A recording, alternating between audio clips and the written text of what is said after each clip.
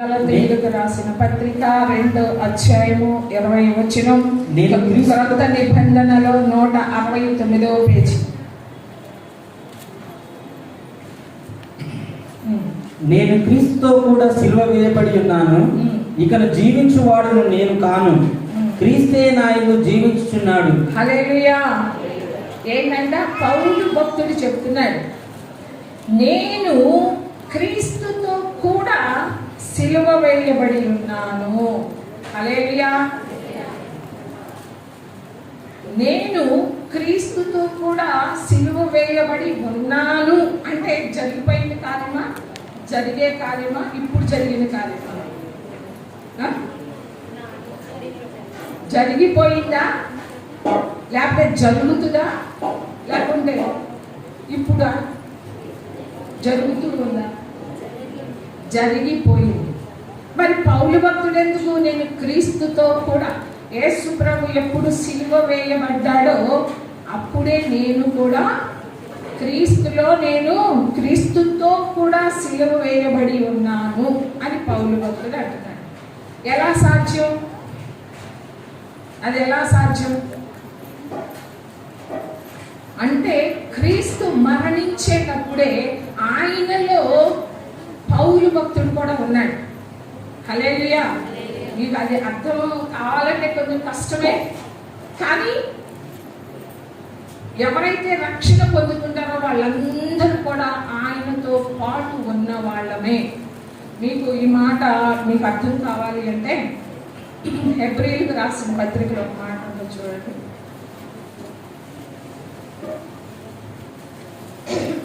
ఏడవ అధ్యాయము, హెబ్రీయులకు రాసిన పత్రిక 7వ అధ్యాయము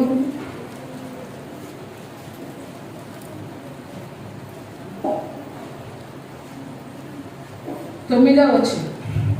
అంతేకాక ఒక విధమైన చెప్పిన యెడల 10వ వంతులను పుచ్చుకొని లేవి అబ్రహాము ద్వారా దశమాంసములు ఇచ్చెను.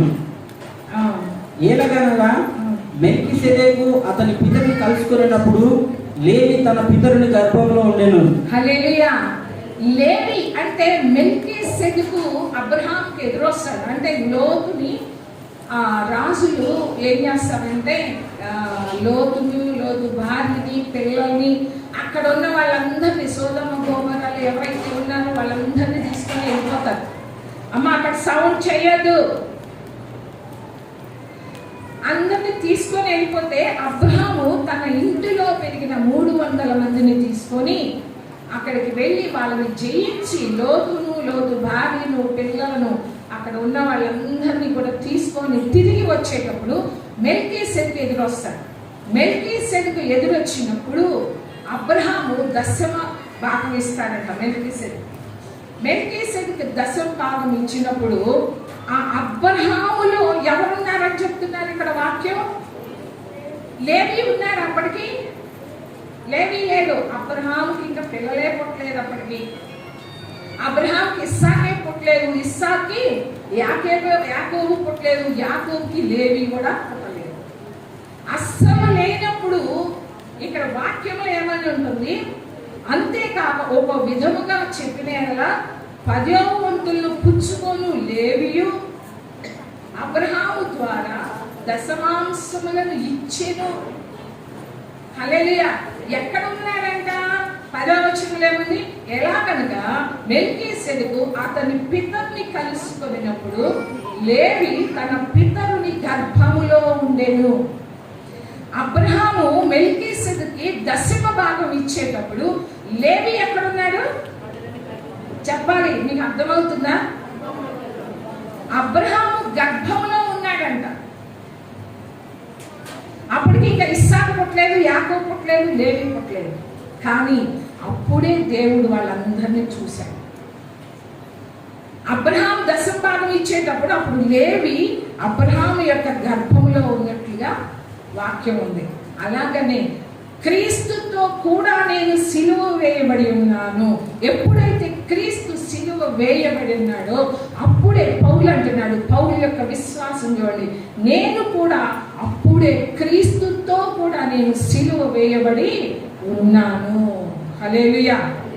క్రీస్తుతో ఇప్పుడు నేను అంటావా? నువ్వు అంటావా నేను క్రీస్తుతో కూడా సిలువ వేయబడి ఉన్నాను? సిలువ వేయబడ్డావా? సిలువ వేయబడిన అనుభవం ఉందా? ఇక్కడ క్రీస్తుతో కూడా నేను సిలువ వేయబడ్డాను. మరి నేను అనగలుగుతామా నేను క్రీస్తుతో కూడా? ఎప్పుడైతే నేను మారు మనసు పొందానో, ఎప్పుడైతే నేను బాప్తిసం తీసుకున్నానో, అప్పుడే నేను క్రీస్తుతో కూడా సిలువ వేయబడి ఉన్నాను. హల్లెలూయా. అది మరణ అనుభవం, చచ్చిన అనుభవం, సిలువ వేయబడిన అనుభవం.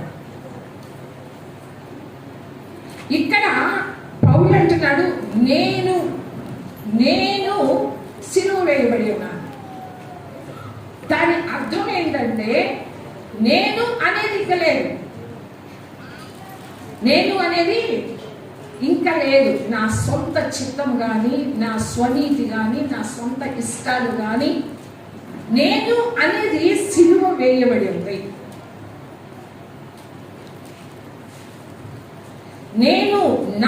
నేను అనేది సిలువ వేయబడాలి. కొంతమందికి చాలా గర్వం ఉంటుంది. ఎందుకు? నేనైతేనా? దేవుడు మనందరికీ ఎవరికి ఇచ్చేది వాళ్ళకి ఇచ్చాడు. దేవుడు పక్షపాతి కాదు. ఎవరికి ఏది ఇవ్వాలో అది ఇచ్చి ఉన్నాడు.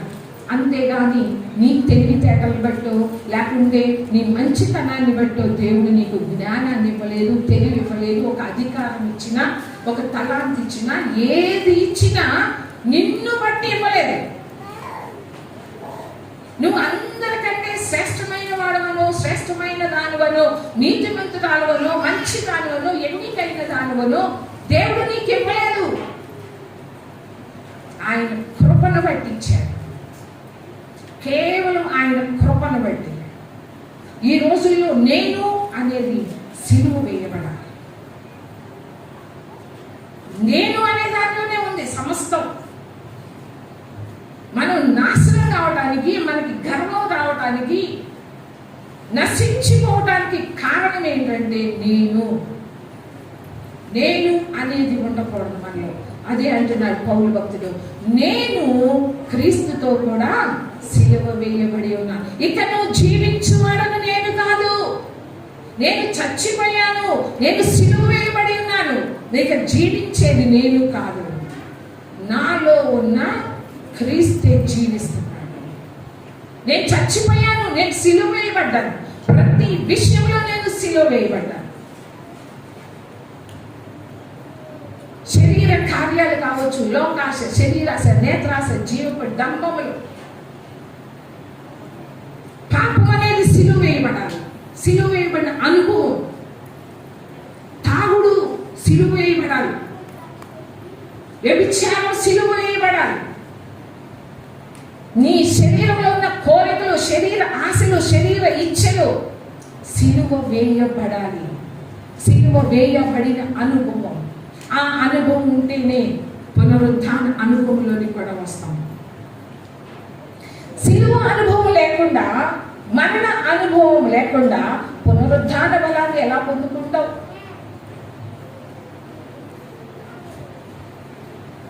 నేను అనే విషయంలో నేను కొంతమందిని నేను చూపిస్తాను, వాళ్ళు ఎలా ఉన్నారు. మనందరికీ తెలుసు, పరిసయ్యుడు తెలుసు కదా, మనందరికీ తెలియని వాళ్ళు ఎవరన్నా ఉన్నారా? లోకాసు వార్త 19వ అధ్యాయంలో 18 చూడండి.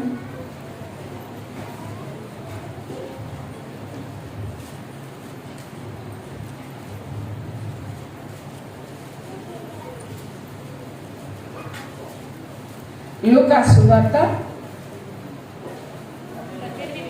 18వ అధ్యాయము 11 చదువు. పరిసయ్యుడు నిలువబడి, దేవా, నేను చోరులను, అన్యాయస్తులను, వ్యభిచారులనైన ఇతర మనుషుల వలనైనను ఈ సుంకరి వలనైనను ఉండనందుకు నీకు కృతజ్ఞతాస్తుతులు చెల్లించుచున్నాను. హల్లెలూయా. దేవాలయానికి అంటే మందిరానికి ఇద్దరు వచ్చారు. ఇద్దరు వచ్చి, ఒకళ్ళు పరిసయ్యుడు, ఇంకొకళ్ళు ఎవరు? చెప్పండి మీరే. సుంకరి. పరిసయ్యుడు వచ్చాడు, సుంకరి వచ్చాడు. ఈ పరిసయ్యుడు ఏమని ప్రార్థన చేస్తున్నాడో చూడండి. దేవా, నేను ఎవరంట? నేను ఈ చోరులను, అన్యాయస్తులను, వ్యభిచారులనైన ఇతర మనుష్యుల వలె, ఆయన దృష్టిలో, పరిసయ్యుని యొక్క దృష్టిలో ఇతరులు ఎలా కనిపిస్తున్నారంట? ఇతరులు ఎలా కనిపిస్తున్నారు? ఇక్కడ చదవండి స్పష్టంగా. దేవా, నేను చోరులను, అన్యాయస్తులను, వ్యభిచారులనైన ఇతర మనుష్యుల వలె, నేను వ్యభిచారులు వీళ్ళు, చోరులు, దొంగలు వీళ్ళు, అన్యాయస్తులు వీళ్ళందరూ. పరిసయ్యుడి దృష్టిలో ఏంటంట? ఆయన తప్ప. పరిసయ్యులకి చాలా గర్వం ఉంటుందండి. ఎందుకో తెలుసా? వాళ్ళకి ధర్మశాస్త్రం బాగా తెలుసు, శాస్త్రులకి, పరిసయ్యులకి.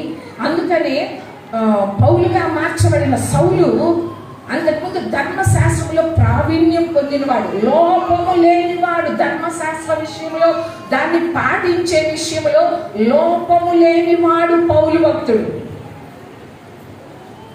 ఆయనకి ఇష్టం అంటే ఆయనలో స్వనీతి ఉంది. స్వనీతి. ఎందుకంటే నేను ధర్మశాస్త్రానుసారంగా నేను నీతిమంతుడను, నేను ధర్మశాస్త్రాన్ని ఉన్నట్లుగా నేను పాటిస్తున్నాను, నాలో ఏ లోపం లేదు. ధర్మశాస్త్రం వల్ల వచ్చే నీతి. అంతకు ముందు ఆ నీతిని కలిగి ఉన్నాడు సౌలు, పౌలుగా మార్చక ముందు. అయితే ఆ పరిసయ్యుడు మరణించాలి. పౌలులో, ఆ సౌలులో ఉన్న పరిసయ్యుడు మరణించాలి. ఎందుకంటే వీళ్ళకి ఒకటే. అంతకుముందు సౌలు కూడా స్టెఫెను చనిపోయినప్పుడు కూడా అంగీకరించాడు. ఎందుకంటే ధర్మశాస్త్రాన్ని అంతగా ప్రేమించాడు, దాన్ని అనుసరించి నడుచుకున్నాడు. అలాంటి సౌలు ధర్మశాస్త్రం ద్వారా వచ్చే నీతిని పొందుకున్నాడు, కానీ అంటే అదే నీతి అనుకున్నాడు. కానీ తర్వాత ఎప్పుడైతే దమస్కు ప్రయాణంలో ఉన్నప్పుడు ప్రభు దర్శించాడో అప్పుడు అర్థమైంది, నా సొంత క్రియలను బట్టి కాదు, ధర్మశాస్త్రము ఏ మనుషుణ్ణి నీతిమంతుడుగా తీర్చదు. హల్లెలూయా. అప్పుడు గమనించాడు, క్రీస్తు రక్తమే నీతిమంతులుగా తీరుస్తుంది. ఆయన మరణించి తిరిగి లేచుట ద్వారా దేవుని నీతి మనకి వస్తుందని అప్పుడు గ్రహించాడు. హల్లెలూయా. దేవుని నీతి. అందుకనే ప్రభు అంటారు, శాస్త్రుల నీతి కంటే, పరిసయ్యుల నీతి కంటే మీ నీతి అధికము కాని ఎడల మీరు పరలోక రాజ్యంలో ప్రవేశించరు. ఏమన్నాడు ప్రభు? శాస్త్రుల నీతి, పరిసయ్యుల నీతి కంటే మీ నీతి అధికముగా ఉండాలి. శాస్త్రుల నీతి ఏంటి? పరిసయ్యుల నీతి ఏంటి? వాళ్ళ ధర్మశాస్త్ర నీతి. ధర్మశాస్త్రాన్ని అనుసరించడం ద్వారా వచ్చే నీతి. కానీ ఆ నీతి కంటే మీ నీతి అధికముగా ఉండాలి. హల్లెలూయా. ఇది దేవుడిచ్చిన నీతి. దేవుడు ఆయన ప్రభువు మరణించడం ద్వారా, ఆ కల్వరి శిలువలో రక్తము కార్చుట ద్వారా, మన పాపాన్ని క్షమించుట ద్వారా మనల్ని నీతిమంతులుగా తీర్చాడు. మన క్రియలను బట్టి కాదు, క్రీస్తునందు విశ్వాసము ద్వారా మాత్రమే నీతిమంతులుగా తీర్చబడతారు. అది దేవుని నీతి. హల్లెలూయా. అయితే అది ఉంది. ఈ పరిసయ్యులకు ఏముందంటే, ధర్మశాస్త్రము పాటించిన వాళ్ళు, ధర్మశాస్త్రం లేని వాళ్ళని ఏమంటున్నాడు ఈ పరిసయ్యుడు? నేను ఈ చోరులు అంటే దొంగలు వల్లే కానీ, వీళ్ళందరూ అన్యాయస్తులు, వ్యభిచారులనైనా ఇతర మనుష్యుల వలెనైనను, ఈ సుంకరి ఉన్నాడు కదా, నా పక్కన కూర్చున్నాడు, నా పక్కన వచ్చి ప్రార్థన చేస్తున్నాడు, ఈ సుంకరిలాగా కానీ ఉండనందుకు. అక్కడ కూడా చూడండి, తన్ను తాను ఎలా హెచ్చించుకుంటున్నాడో. నేను ఉండనందుకు అంటే ఆయన సొంత శక్తి, ఆయన బలం మీద నేను ఉండాను అని చెప్పుకుంటున్నాను. ఆయన దృష్టిలో నేను నీతిమంతులు యూదులు మాత్రమే, ధర్మశాస్త్రాన్ని అనుసరించే వాళ్ళే నీతిమంతులు. మిగతా వాళ్ళందరూ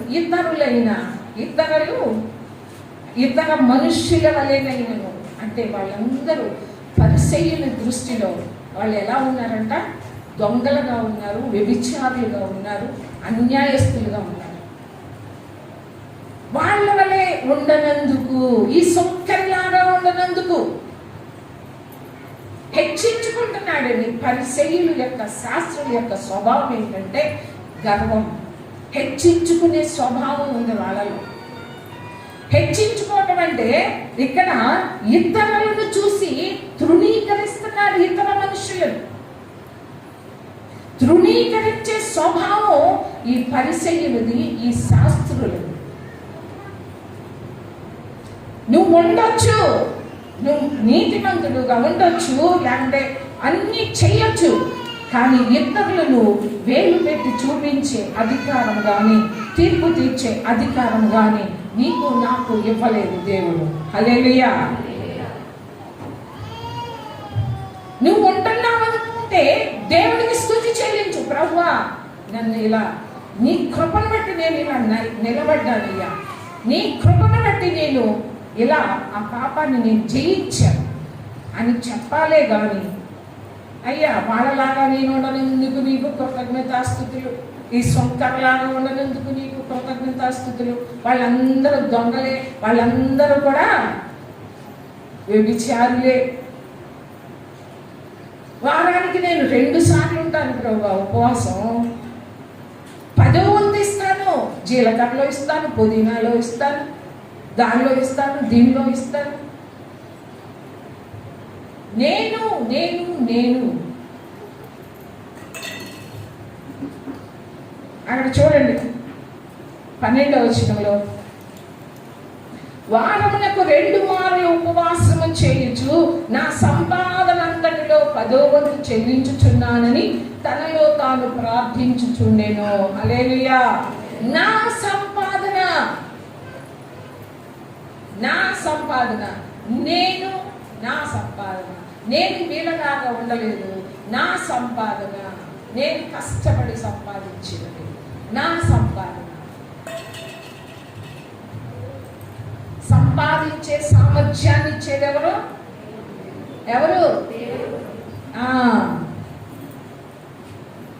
నువ్వు జ్ఞానవంతుడు అనుకో, నీకు జ్ఞానం ఇచ్చింది ఎవరు? నీకు తెలివినిచ్చింది ఎవరు? వివేచన ఇచ్చింది ఎవరు? నీకు బలాన్ని ఇచ్చింది ఎవరు?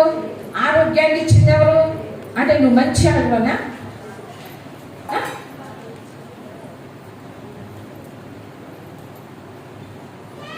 పరిసయ్యులు ఎప్పుడు కూడా ఏం చేస్తారు? వాళ్ళని తృణీకరిస్తూ ఉంటారు. అందుకని ఆ రోజుల్లో సూకర్లతో వాళ్ళు సహవాసం చేసేవాళ్ళు కాదు, సమరయులతో సహవాసం చేసేవాళ్ళు కాదు. ఎందుకంటే వాళ్ళు అంటరాని వాళ్ళుగా చూసేవాళ్ళు. వాళ్ళ దృష్టిలో వాళ్ళు మనుషులే కాదు. నీవు నీ ప్రక్కన వాళ్ళని తృణీకరించావు అంటే నీకు ఒక తలాంతు ఇవ్వచ్చు దేవుడు, నీ పక్కనకి ఇవ్వకపోవచ్చు. ఇవ్వకపోవటంత మాత్రాన నీకున్న తలాంతుని బట్టి నువ్వు గర్విస్తావా?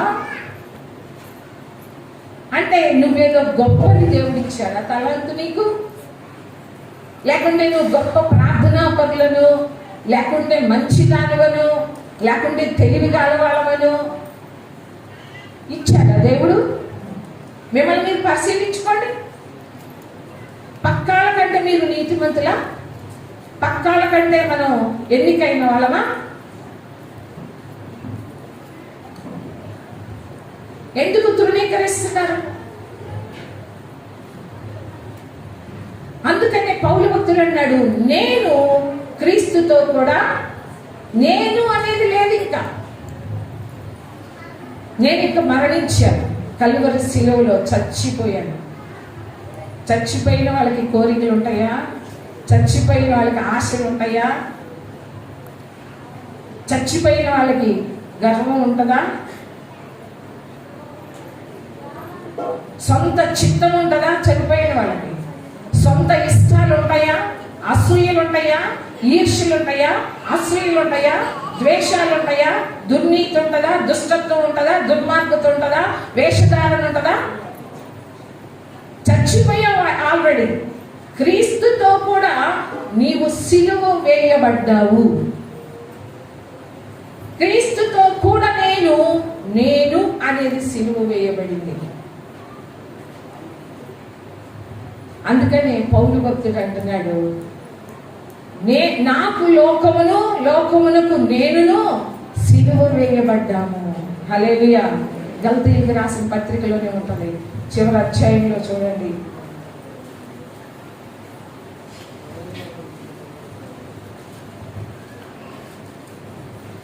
ఆరో అధ్యాయము 14వ వచనం.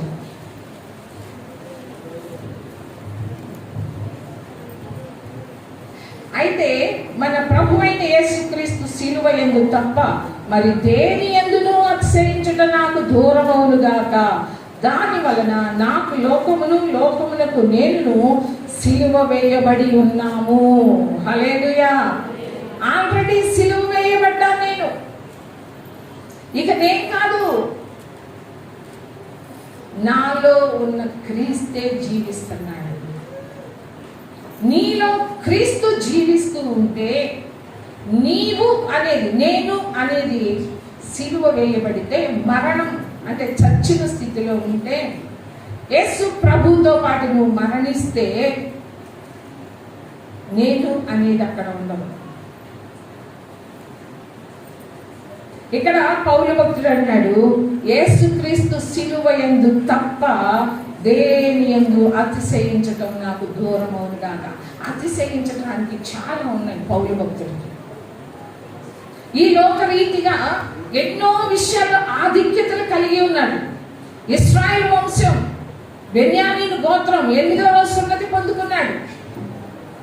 ధర్మశాస్త్రాన్ని పఠించాడు. గమలీయేలు పాదముల దగ్గర నేర్చుకున్నాడు. అవన్నీ కూడా ఆధిక్యతలు కలిగి ఉన్నాడు. ఎంతో ధనవంతుడు కూడా పౌలు భక్తుడు. నాకున్న దేనిని బట్టి నేను అతిశయించను. నాకున్న బలం, నాకున్న జ్ఞానం, నాకున్న ధనం, నాకున్న అధికారం, నాకున్న పదవిని బట్టి కానీ, నాకున్న తలాంతుని బట్టి కానీ, నాకున్న అందం బట్టి కానీ, మరి దేనిని బట్టి నేను అతిశయించను. అతిశయించడానికి నాకు కూడా ఉన్నాయి అంటున్నాడు. అతిశయించవలసి వస్తే నాకు కూడా ఉన్నాయి అతిశయించడానికి. పరదేశికి వెళ్ళాడు, కానీ ఏ విషయంలో కూడా నేను అతిశయించను. నాకు లోకమునకు నేను సిలువ వేయబడి ఉన్నాము. హల్లెలూయా. లోకం అంటే ఏంటి? లోకంలో ఉన్న శరీరాశ, నేత్రాశ, జీవపు డమ్ము, లోకాశలు.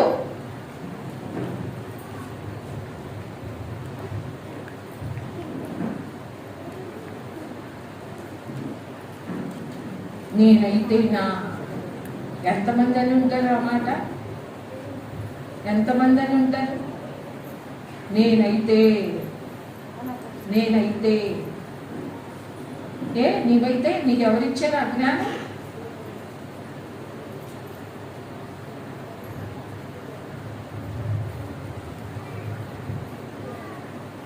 అయితే మీకు ఇంకొకళ్ళు కూడా చూపిస్తాను. ఈ పరిసైడు ఏంటంట? పరిసైడు ఇతర మనుషులు తృణీకరించే స్వభావం, హెచ్చించుకునే స్వభావం. నేను 10వ వంతు ఇస్తాను, దానిలో ఇస్తాను, దీనిలో ఇస్తాను, ఉపవాసాలు ఉంటున్నాను, వాళ్ళలాగా నేను ఉండటం లేదు, వీళ్ళలాగా నేను ఉండటం లేదు, నేను దొంగను కాదు, నేను వ్యభిచారిని కాదు, అన్యాయస్తుని కాదు. అందుకనే ప్రభు అన్నాడు వాళ్ళని చూసి, శాస్త్రుల పరిశీలన చూసి అంటున్నాడు, మీరు గుడ్డి వాళ్ళు అంటున్నాడు, మీరు వేషధారులు, పైకే మీరు మీరు ఎలా కనిపిస్తారు? నీతిమంతులుగా కనిపిస్తారంట. హల్లెలూయా. ఆ మాట చూడండి, మత్తయి సువార్తలో ఉంటుంది. మత్తయి సువార్త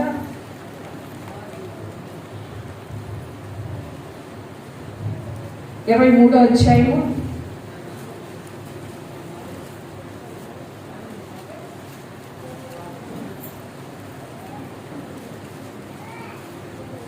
28వ వచనం.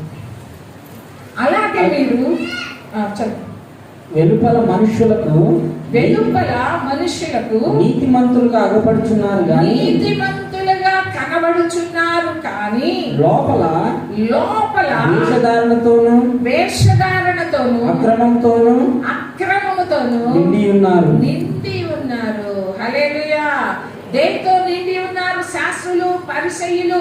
పైకి మేము ధర్మశాస్త్రాన్ని మేము పాటిస్తున్నాం, మేము గొప్ప వాళ్ళము, పైకి నీతిమంతులుగా కనపరుచుకుంటున్న ఈ శాస్త్రులు, పరిసయ్యులు నేను అనేది సిలువ వేయబడలేదు. పైకి నీతిమంతులుగా కనిపిస్తున్నారు కానీ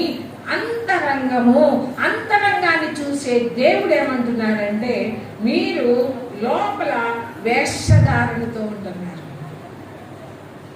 పైకి భక్తులం మనం అందరం భక్తులమే, కానీ లోపల ఏముంటుందో చూసుకోండి. ఏ శరీర కార్యములు ఉన్నాయో చూసుకోండి. లోపల అవి సిలువ వేయబడాలి. శరీర కార్యాలు సిలువ వేయబడాలి. నీలో అతిశయించడానికి ఏది ఉందో అది సిలువ వేయబడాలి.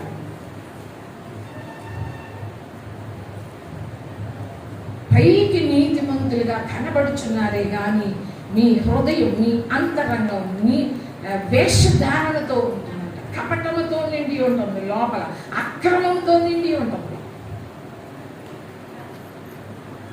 శాస్త్రులు ప్రభు చెప్తున్నారు, వాళ్ళు చెప్పింది వినండి కానీ వాళ్ళు చెప్పి చెయ్యరంట.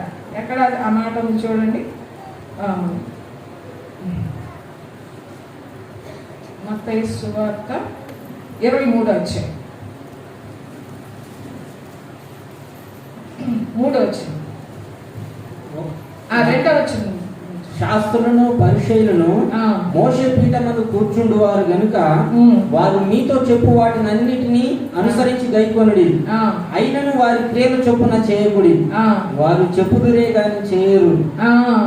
వారు చెప్పుతారు. పరిసయ్యులు, శాస్త్రులు ఎలాంటి వాళ్ళు అంటే వాళ్ళు చెప్తారే గాని వాళ్ళు చేసేవాళ్ళు కాదు. కాబట్టి వాళ్ళు చెప్పింది చెప్పు వాటన్నిటినీ వినేవాళ్ళు. మీరు అనుసరించి నడుచుకొనండి. ఎందుకంటే అయినను వారి క్రియలు చొప్పున నడవద్దు.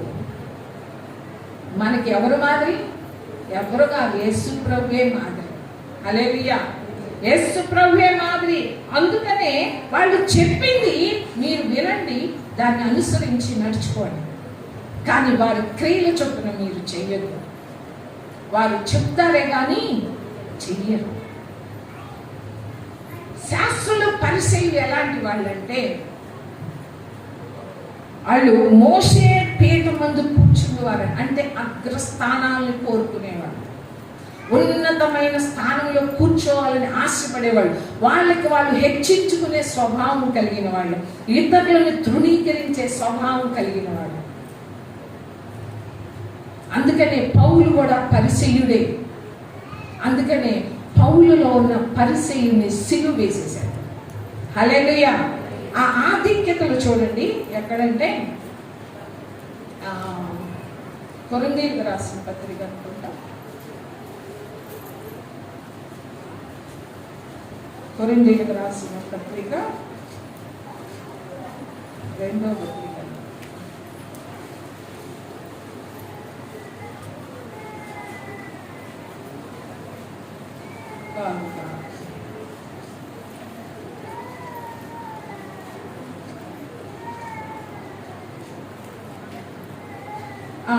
ఫిలిప్పీయులకు రాసిన పత్రిక 3వ అధ్యాయం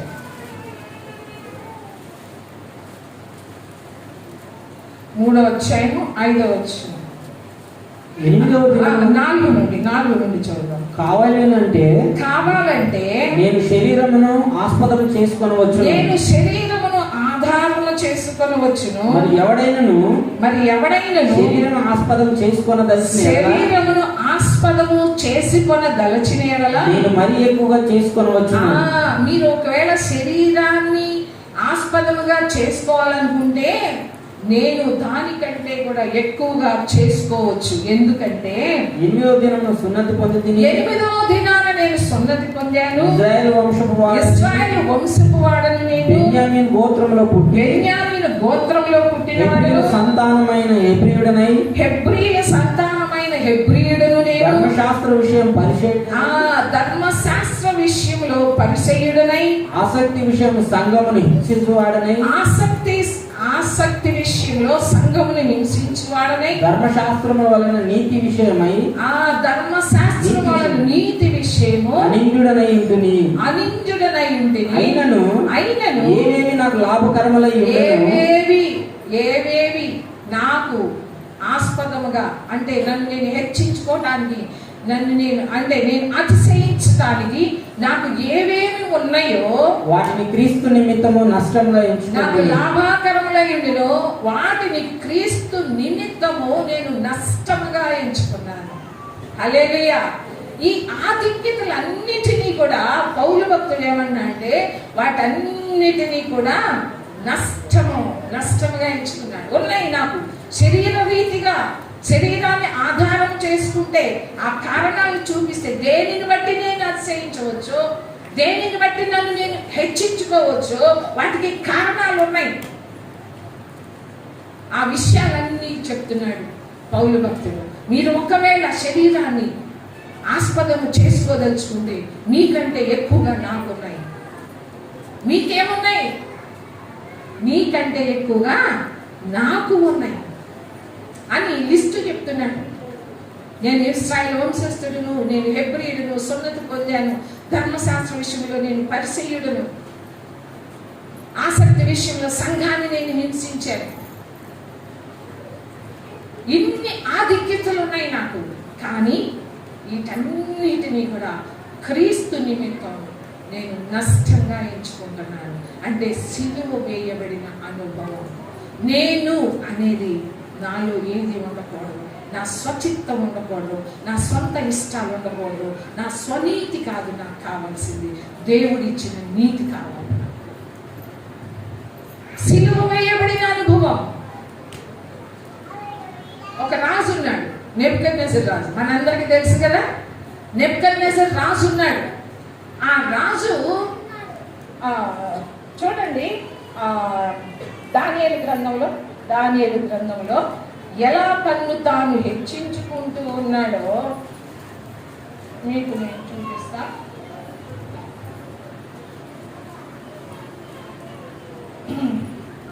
నాలుగో అధ్యాయము, దానియేలు గ్రంథము 4వ అధ్యాయము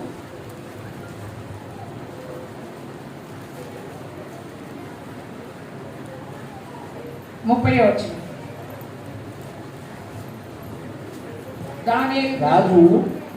రాజు బబులోనును ఈ మహా విశాల పట్టణము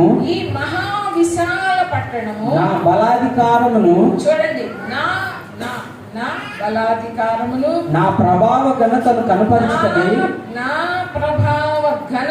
కనపరచుటకై నా రాజధాని నగరముగా నేను కట్టించింది కాదా అని తనలో తాను అనుకున్నాను.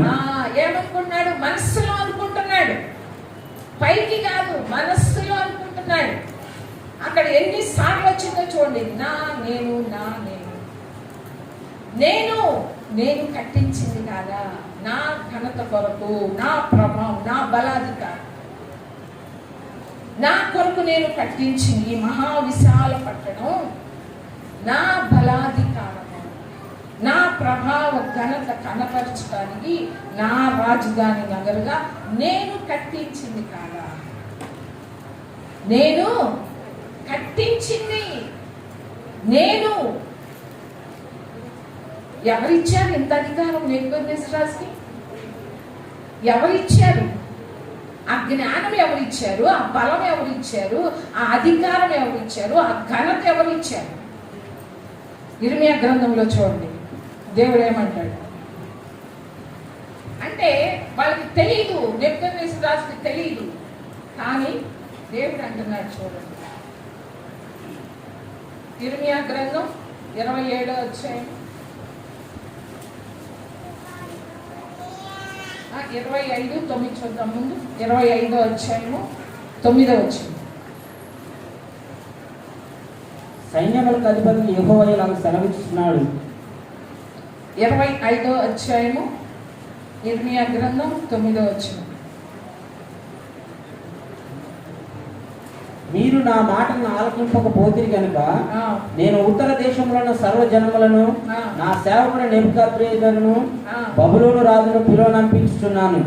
ఈ దేశం మీదికిని దీని నివాసుల మీదికిని చుట్టూనున్న ఈ జనులందరి మీదికిని వారిని రప్పించుచున్నాను. ఈ జనుల చాలు. ఇంకొకటి 27వ అధ్యాయము 5వ వచనం.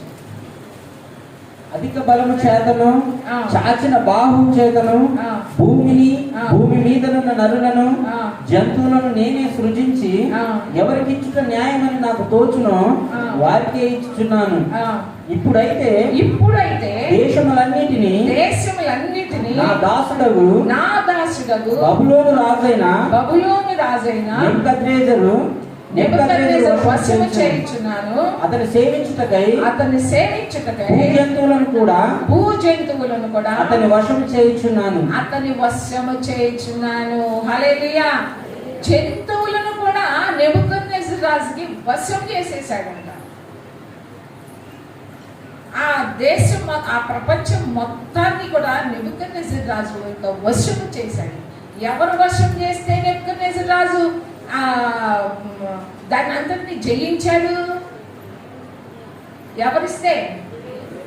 దేవుడిచ్చారా? లేకుంటే నెబుకద్నెజరు రాజు యొక్క బలమా, ఆయన యొక్క జ్ఞానమా? అంటే నా సేవకుడు ఎవరిని వాడుకోవాలో వాళ్ళని వాడుకుంటాడు దేవుడు. నువ్వు నీకు ఆ తలాంతి ఇచ్చినప్పుడు నువ్వు వాడుకోకపోతే నిన్ను తీసి పక్కన పెడతాడు. అన్యులైనా వాడుకుంటాడు దేవుడు. నా సేవకుడు. అసలు నెబుకద్నెజరు రాజుకు తెలుసా దేవుడు అంటే? తెలీదు. ఇక్కడ ఏమంటున్నాడు దేవుడు? ఏమంటున్నాడు? నా సేవకుడైన బబులోను రాజు అంటే నెబుకద్నెజరు. ఇక్కడ చూడండి, అధిక బలము చేతను చాచిన బాహు చేతను భూమిని భూమి మీద ఉన్న నరులను జంతువులను నేనే సృజించి ఎవరికిచ్చుట న్యాయమని నాకు తోచును వారికే ఇస్తాను. వారికి ఇస్తాను. కానీ జయించినప్పుడు నా బలం, నా అధికారం, నా తెలివి, నా జ్ఞానాన్ని బట్టి నేను ఇంత చదువుకున్నా, నా జ్ఞానాన్ని బట్టి, నా తెలివిని బట్టి ఇంత ఉద్యోగం వచ్చింది. ఈ రోజుల్లో ఎంతమంది ఉన్నారు? నా అనేది సిలువ వేయబడాలి.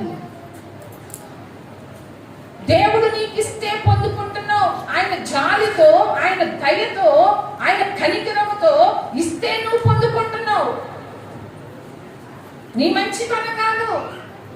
దేవుడు ఎవరికి ఇచ్చుట న్యాయం అనిపిస్తుందో వాళ్ళకే ఇస్తా.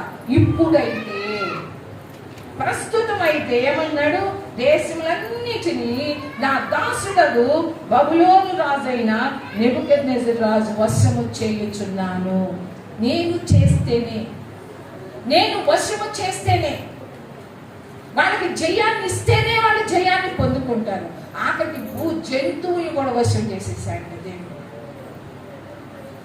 ఇక నెబుకద్నెజరు రాజు ఏమనుకుంటాడు?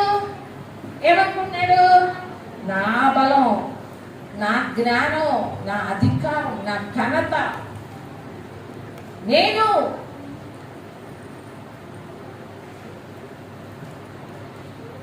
నేను అనేది చచ్చిపోవాలి, సిలువ వేయబడాలి. అందుకనే పౌలు భక్తుడు అన్నాడు, నేను క్రీస్తుతో కూడా సిలువ వేయబడి ఇక నువ్వు జీవించేది నేను కాదు. ఎందుకంటే నేను సిలువలో ఆల్రెడీ చచ్చిపోయాను.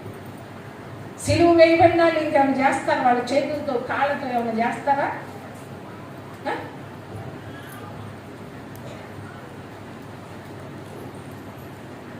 ఏది ఇచ్చినా, నీకు ఏది ఇచ్చినా అందరికీ ఏదో ఒకటి ఇస్తాడు. ప్రతి ఒక్కళ్ళకి ఇస్తాడు. ఇవ్వని వాళ్ళు లేరు.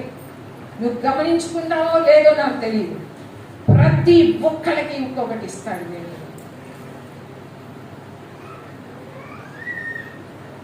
కానీ నిన్ను బట్టి మాత్రం కాదు. ఏ పని ఇచ్చినా దేవుడు చెయ్యటానికి, ఏ పని ఇచ్చినా చిన్న పనిగా. నేను ఇంతకుముందు చెప్పానా ఒకసారి హెబ్రోను పాస్టర్ గారు, అతని పేరేంటి, జయం, అతని పేరేంటి,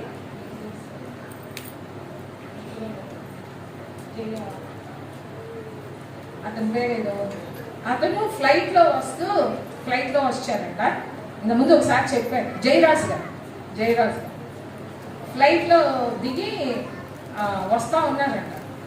వచ్చి అక్కడ కూర్చున్నారంట. ఇంతలో ఒక ఆమె వాష్రూమ్లో నుంచి బయటకు వచ్చి ఈ పాస్టర్ని గుర్తుపెట్టి పలకరించిందంట.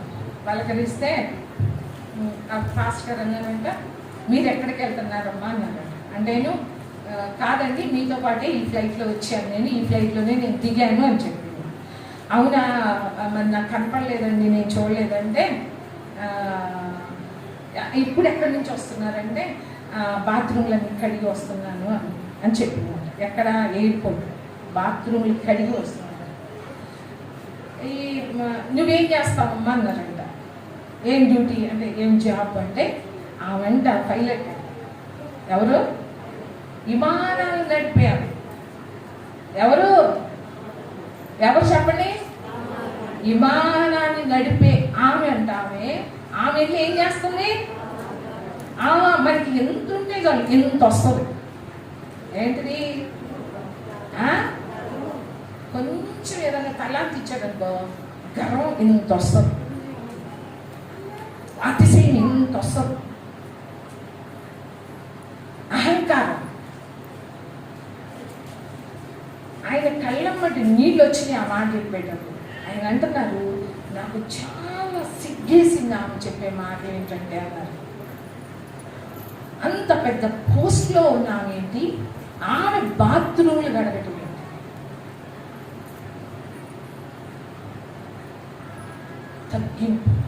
తగ్గించుకోవడం. హల్లెలూయా. అయితే ఇంకొక రాజు ఉన్నాడు, సొలొమోన్. తెలుసు కదా మనందరికి సొలొమోన్ తెలుసు. సొలొమోన్ ఏమని ఆశపడ్డాడు చూడండి ప్రసంగిలో. నేను ముగించేస్తాను. ప్రసంగి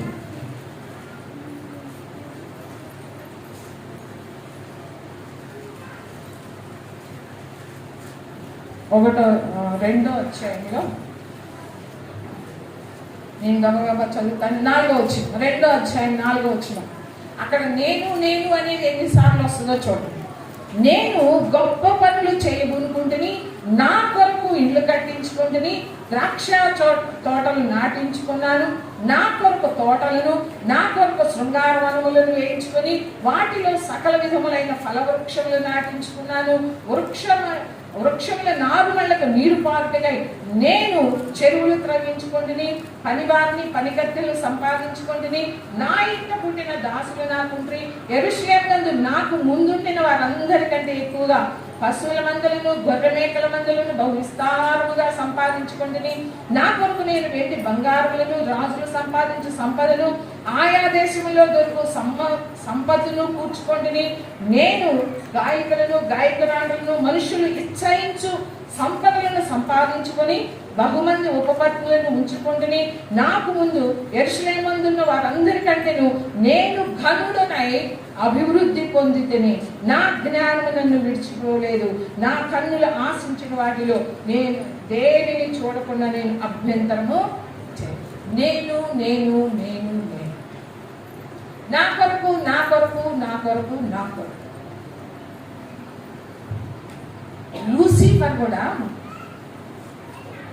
లూసిఫర్ గర్వించిందంట.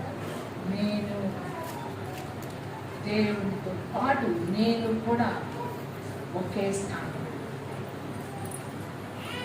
ఆయన ఎందుకు అక్కడ ఉండాలి, నేను ఎందుకు, అన్నీ చూసేది నేనే కదా, ఆరాధించేది నేనే, వాళ్ళందరి చేత ఆరాధించేలాగా చేసేది నేనే, నేను ఎంత చక్కగా దేవుణ్ణి ఆరాధిస్తున్నా, ఆరాధించేలాగా నేను చేస్తున్నా అని చెప్పి గర్వం వచ్చేసింది.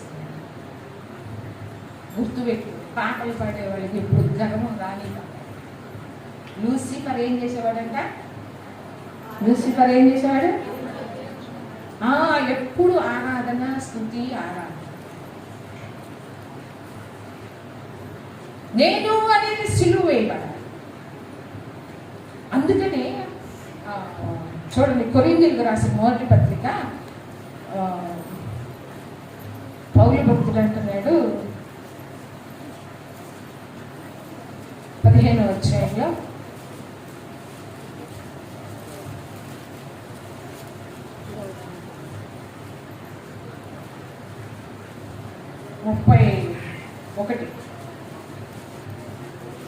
సహోదరులారా మన ప్రభు అయిన క్రీస్తు యేసునందు మిమ్మును గూర్చి నాకు కలిగిన అతిశయము తోడు నేను దినదినమును చనిపోతున్నానని చెప్పుదును. నేను దినదినము చనిపోతున్నాను. చనిపోయే అనుభవము, మరణ అనుభవము, దినదినము నాకు ఆపదలే. చనిపోతున్నానంటే సొంత చిత్తాన్ని, సొంత ఇష్టాలని, వాటిని కాదని, వాటిని సిలువ వేసి దినదినము ముందుకెళ్తున్నాడు. దినదినము చనిపోయే అనుభవం ఉందా? అనుభవం పౌలు భక్తుని గురించి వింటే, చదివితే ఎప్పుడన్నా సుఖపడినట్టుందా? అంతేకాదు, కొలసీలకు రాసిన పత్రికలో చూడండి, కొలసీలకు రాసిన పత్రిక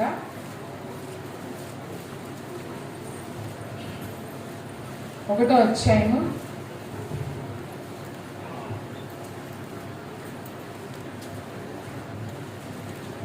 24వ వచనం. ఇప్పుడు మీ కొరకు నేను అనుభవించుచున్న శ్రమల యందు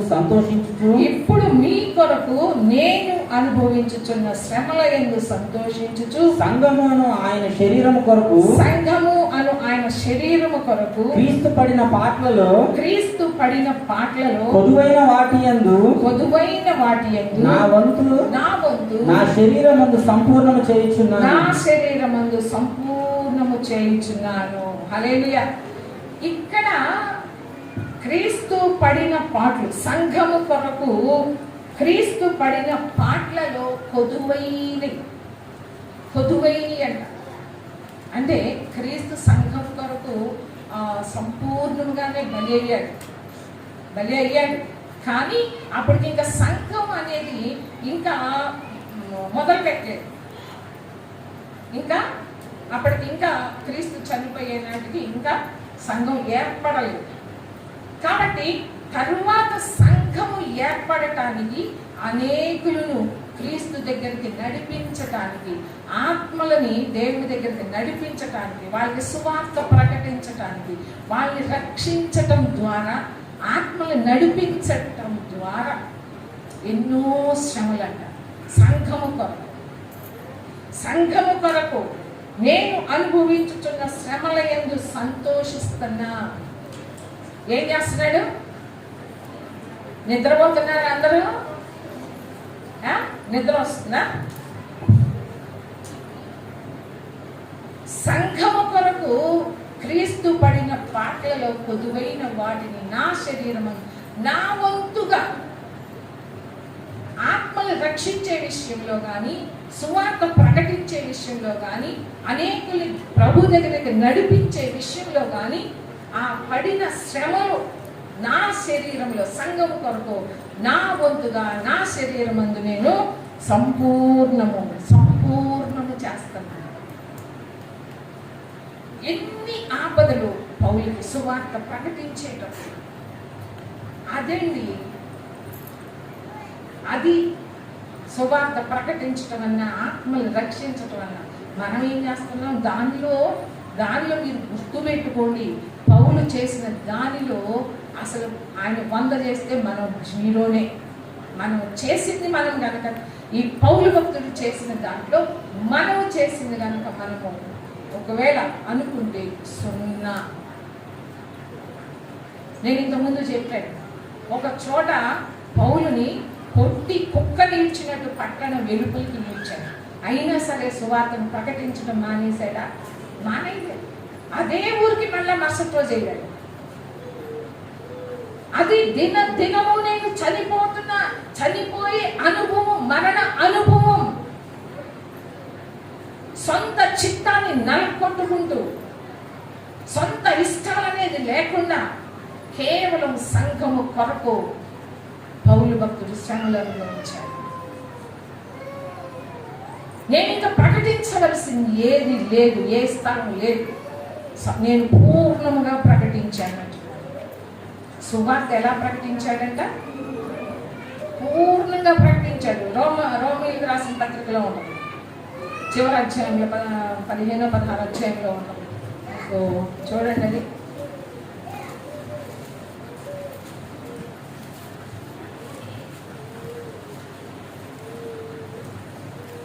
అది అధ్యాయం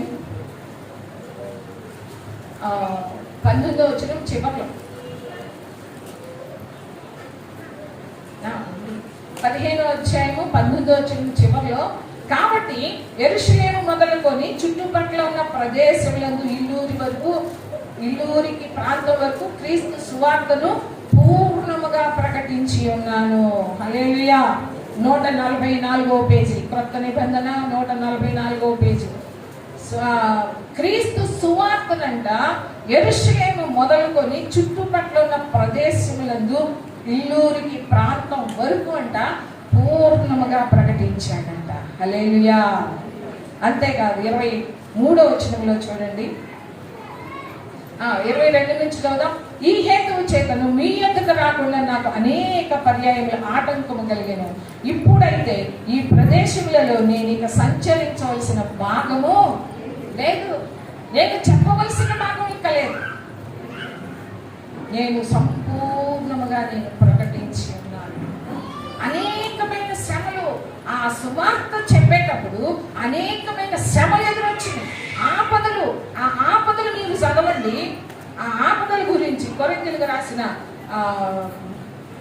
2వ పత్రిక, ఎవరైనా సరే దీంట్లో ఒక్కటి నేను చేశాను, ఒక్కటి నా విషయంలో జరిగిందని చెప్పండి. కొరింథీయులకు రాసిన 2వ పత్రిక 11వ అధ్యాయము 23వ వచనం, వారు క్రీస్తు పరిచారకుల వెర్రివాని వలె మాట్లాడుచున్నాను, నేనును మరి ఎక్కువగా క్రీస్తు పరిచారకుడును, మరి విశేషముగా ప్రయాసపడుతుని, మరి అనేక పర్యాయములు చెరసాలలో ఉంటుంది. ఇవన్నీ దేని కొరకు? ఇవన్నీ గుర్తుపెట్టుకోండి, సువార్త ప్రకటించటానికే. ఆయన సొంత విషయాల గురించి కాదు. అనేక పర్యాయములు చెరసాలలో ఉంటుంది, అపరిమితముగా దెబ్బలు తింటిని, అనేక మార్లు ప్రాణాపాయములలో ఉంటిని, యూదుల చేత 5 మార్లు 1 తక్కువ 40 దెబ్బలు తింటిని, 3 మార్లు బెత్తెములతో కొట్టబడితిని, ఒకసారి రాళ్లతో కొట్టబడితిని, 3 మార్లు ఓడ పగిలి శ్రమ పడితిని, ఒక రాత్రి మగళ్ళు సముద్రంలో గడిపితిని, అనేక పర్యాయములు ప్రయాణములలోను, నదుల వలనైన ఆపదలలోను, దొంగల వలనైన ఆపదలలోను, నా స్వజనుల వలనైన ఆపదలలోను, అన్య జనుల వలనైన ఆపదలలోను, పట్టణములో ఆపదలలోను, అరణ్యములో ఆపదలలోను, సముద్రములో ఆపదలలోను, కపట సహోదరుల వలన ఆపదలలోను ఉంటిని. ప్రయాసముతోను, కష్టములతోను, తరచుగా జాగరణములతోను, ఆకలి దప్పులతోను, తరచుగా ఉపవాసములతోను, చలితోను, దిగంబరత్వంతోను ఉంటిని. ఇంకా నువ్వు చెప్పవలసినవి అనేకములున్నవి. ఇవిను గాక సంఘములన్నిటిని గురించిన చింత కలదు నాకు. హల్లెలూయా. ఈ భారము దినము నాకు కలుగుతుంది. దినము, ప్రతి దినము కలుగుతుంది.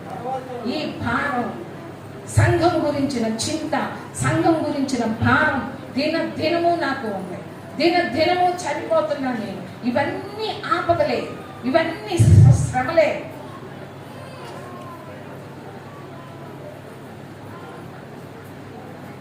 ఎందుకంటే నేను చనిపోయాను, నేను క్రీస్తుతో కూడా సిలువ వేయబడ్డా. ఇక నా సంతోషం కాదు, నా కోరికలు కాదు. అక్కడ ఏమని ఉంటుంది గలతీయులకు రాసిన పత్రికలో 5వ అధ్యాయంలో 24వ వచనంలో, క్రీస్తు యేసు సంబంధులు శరీరమును దాని ఇచ్చలతోనూ దురాశలతోనూ సిలువ వేసి ఉన్నారు. హల్లెలూయా. దేనితో సిలువ వేసి ఉన్నారు? దేనితో? శరీర ఆశలు, శరీరమును దాని ఇచ్చలతోనూ దురాశలు ఉన్నాయంట. ఈరోజు ప్రభు సిలువ వేయబడ్డారు, కానీ ప్రభుతో పాటు నీవు సిలువ వేయబడ్డావా?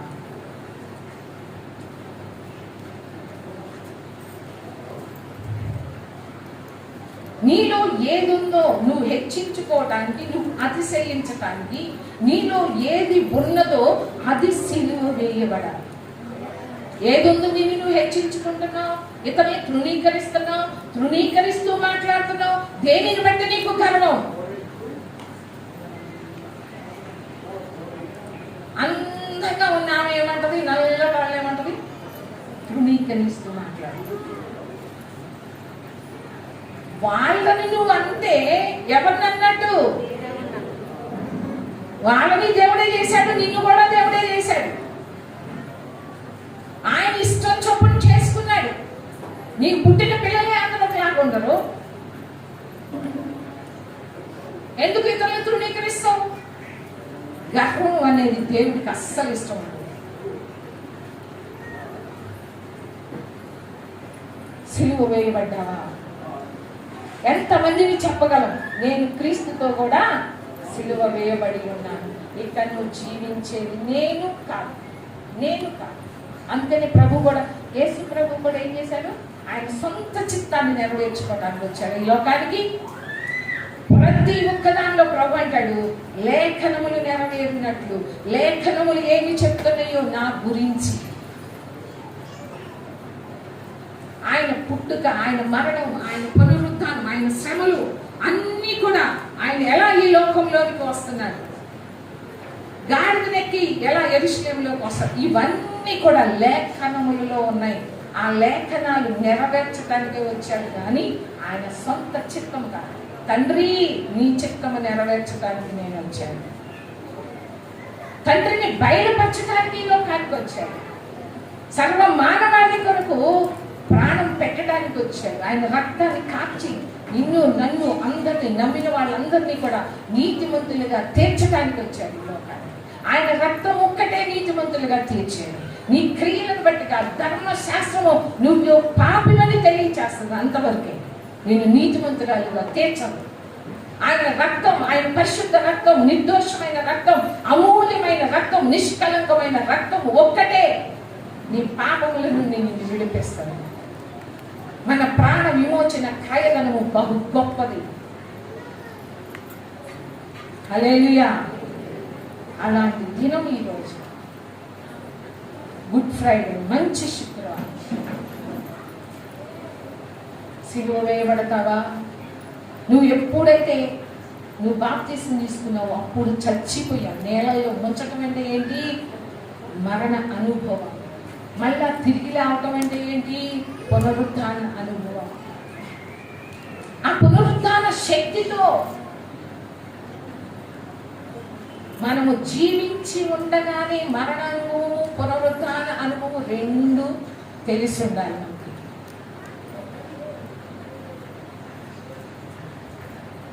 అందుకనే పౌలు భక్తుడు, నేనెప్పుడు బలహీనుడనో అప్పుడు ఆ బలవంతుడు అంటే పునరుత్థాన శక్తి, పునరుత్థాన బలం, ఆ బలంతో పనిచేశాడు పౌలు.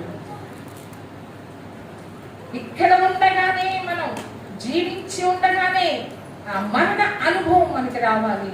అలాగనే పునరుత్థాన అనుభవం కూడా మనకి రావాలి, పొందుకోవాలి. అందుకని అంటాడు, ఆ పునరుద్ధాన బలం ఎరుగు నిమిత్తం నేను అన్నిటినీ పెంటతో సమానంగా ఎంచుకుంటున్నాను. ఆయన ఎరుగు నిమిత్తం, ఆయన గురించి ఇంకా నేను తెలుసుకోవాలి.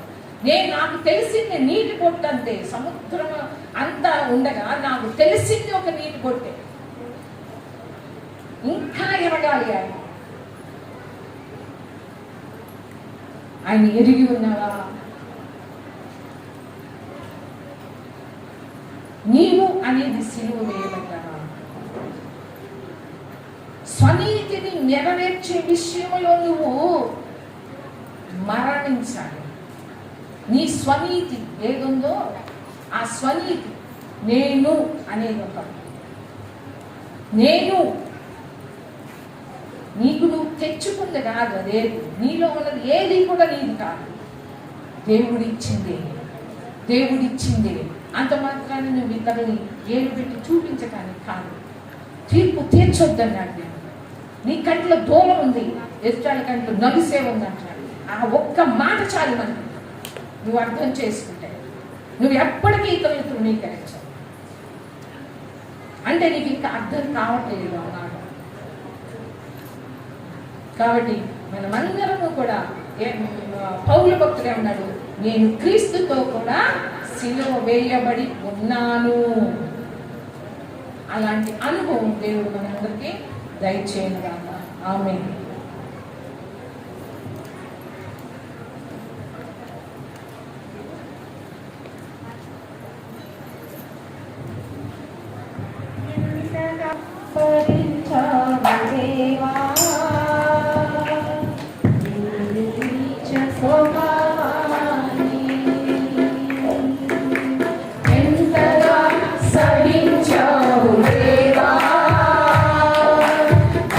Oh